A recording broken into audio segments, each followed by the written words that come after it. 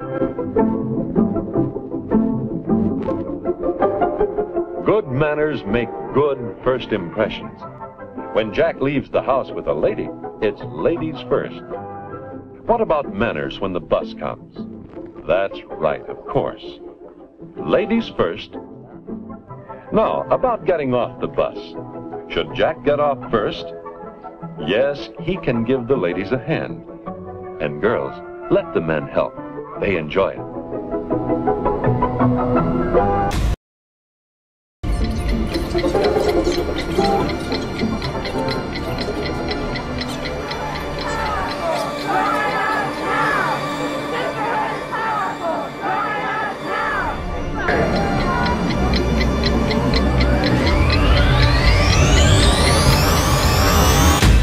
We need to kill all men. I am sick of being a baby factory that produces more men that will just, in the future, subjugate me. So the only answer to that is to kill male babies and just kill any man that you see, like in the streets, like any... Yeah, I have a question for you please. first. Yeah, thank you. So yeah, I broke up with a guy, I married another guy. Okay, fair enough. Yeah. So does that make me a playgirl? I am a playgirl. How? No, you're not called a playgirl. One second. Let me explain. One second. I haven't finished my question. I haven't finished my question. Fine. Okay. Point number. Firstly, nobody has the right to label any girl or a boy. No, it is my choice to do whatever I want to do. Okay? There is no gender here. There is no gender here. Just because, you know, you have something extra, I have something extra in my body. It's as simple as that. But one more thing, I have something more. I can give birth. You can't. And you talk about I can give the software to you to give birth. I was about to say that. One second. I can give the formula of a human being. I was about to say that. I was about to say that. Oh, I don't need your sperms. You know what? Even dog sperms can give birth to a human child. Do you know that? Okay. Go marry a dog.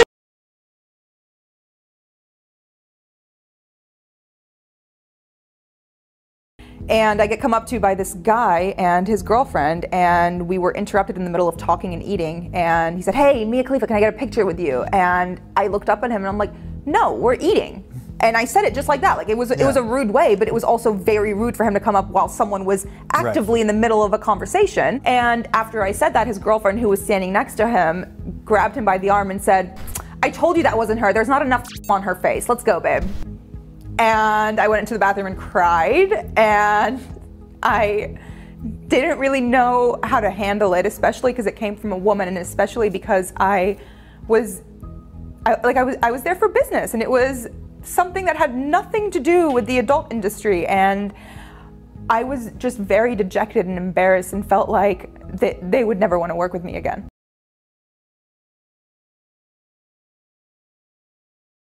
Is it empowering for you, Miss Saudi Arabia?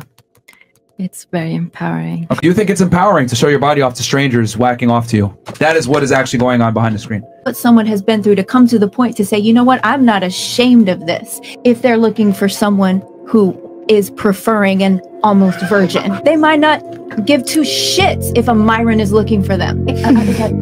Myron. Yeah. Right? Okay. So at the end of the day, yes, I do believe that it can be extremely empowering. And what you've had to go through to get to the point where you say, you know what, this is me and I accept it and I love it and I'm comfortable with it. This girl's leaving. She's emotional.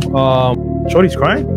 Probably. Yeah. And here's the thing, that's sexual empowerment for you. Regret being a slut. I'm grateful for the ability to control my reproductive cycle and make my own money. But that freedom has come at a price. The dark side of the sexual revolution is that even though it liberated women, unyoking sex from the consequences has primarily benefited men. But if I'm honest with myself, of the dozens of men I've been with, at least the ones I remember, I can only think of a handful I don't regret. The rest I would put in the category of casual, which I would define as sex that is either meaningless or mediocre or both. If I get really honest with myself, I'd say most of these usually drunken encounters left me feeling empty and demoralized and worthless. I wouldn't have said that at the time, though. At the time, I would have told you I was liberated, even while I tried to drink away the sick feeling of rejection while my most recent hookup didn't call me back. At the time, I would have said one night stands made me feel emboldened. But in reality, I was using sex like a drug, trying unsuccessfully to fill a hole inside me with men. Pun intended. I know regretting most of my sexual encounters is not something a sex-positive feminist who used to write a column for Playboy is supposed to admit. And for years, I didn't. Let me be clear. Being a slut and sleeping with a lot of men is not the only behavior I regret. Even more damaging was what I told myself in order to justify the fact that I was disposable to these men. I told myself I didn't care. I didn't care when a man ghosted me. I didn't care when he left in the middle of the night or hinted that he wanted me to leave. The walks of shame, the blackouts, the anxiety. The lie I told myself for decades was, I'm not in pain, I'm empowered. I knew it would be hard to read this. I lost my virginity at 17 to my boss at a restaurant where I worked. And a year later, I experienced my first sexual trauma.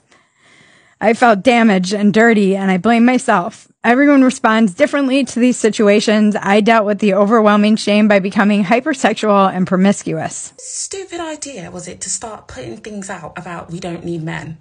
Listen, let me get up close and personal with people right now. We need men to exist as women. Let me break it down. A man is the only one who can activate the woman's true femininity. And any woman that tells me otherwise, I'm just sorry. I'm not here to listen to anyone's lies. I'm a very straightforward, honest person. And I take accountability to being a woman. And a part of us being a woman is accepting that the man is the one and the only one that can activate this chemical in our brain that kicks off when he's around, which is to be completely feminine, vulnerable, beautiful, and obedient and submissive. Only the man. What you'll find is when you cannot accept this, it's because you're being like a man. The man is the only one that can make you feel like a woman.